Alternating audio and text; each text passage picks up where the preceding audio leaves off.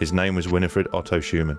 On the day in question, he was teaching his students about the physics of electricity, how a sphere within a sphere can create electrical tension, and subsequently, a frequency.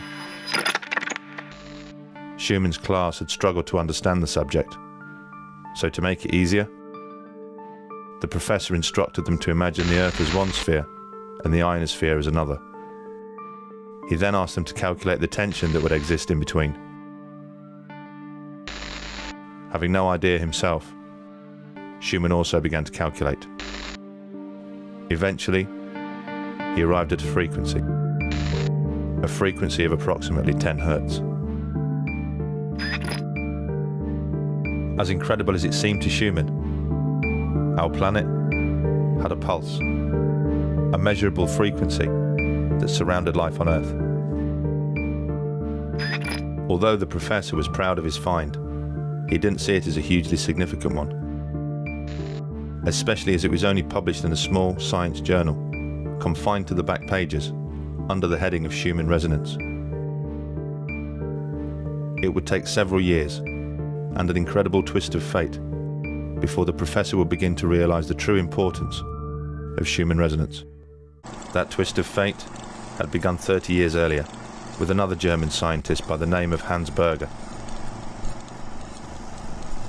Using an EEG machine he had built himself, Berger had made the first ever recording of electrical frequency transmitted by the human brain. It was initially suggested the wave be named after the man who'd discovered it, but Berger, being a modest man, elected for an alphabetical name and called it the alpha wave. Shortly after Professor Schumann's discovery, one of Hans Berger's colleagues, a man named Dr. Ankermüller, happened to stumble upon a bedraggled copy of a small scientific journal, the exact same small scientific journal that Professor Schumann's discovery had been published in several years before. He read the piece several times, shaking his head in disbelief. He realized instantly the magnitude of what was in front of him.